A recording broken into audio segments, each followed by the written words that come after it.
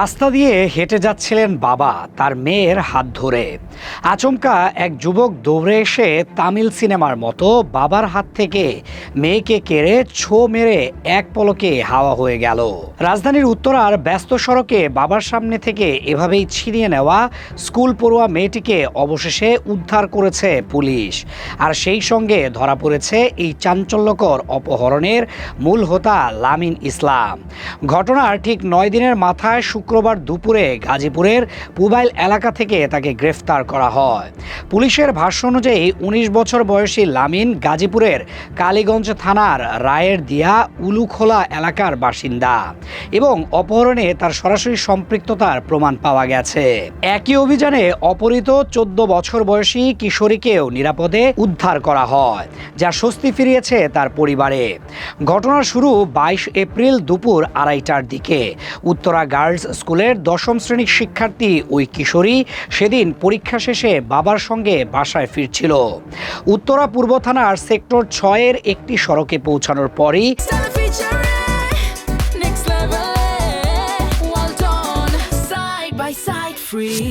আচমকা হামলা চালায় লামিন সহ 7 থেকে 8 জনের একটি দল।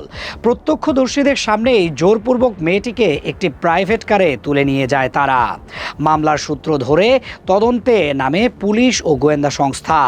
তথ্য প্রযুক্তির সহায়তা এবং গোপন সূত্রের তথ্য বিশ্লেষণ করে অভিযানের পরিকল্পনা করা হয়। অবশেষে শুক্রবার দুপুর 1:30 দিকে গাজীপুর মহানগরের পুবাইল থানাধীন পদহারা বাইদ এলাকার কফু মার্কেট সংলগ্ন স্থান থেকে লামিনকে আটক করা হয়।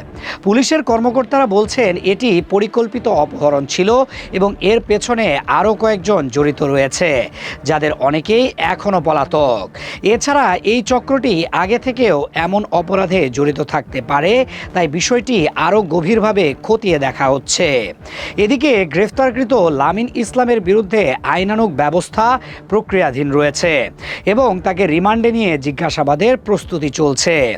রাজধানীর মতো জনবহুল এলাকায় দিনের আলোয় বাবার হাত ছিনিয়ে এমন অপহরণের ঘটনা নতুন করে নিরাপত্তা নিয়ে প্রশ্ন তুলেছে।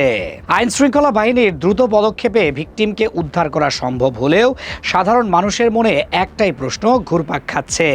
শহরের মাঝখানে এমন দুঃসাহসিক অপরাধ যদি সম্ভব হয়, তাহলে আর কোথায় নিরাপদ আমরা?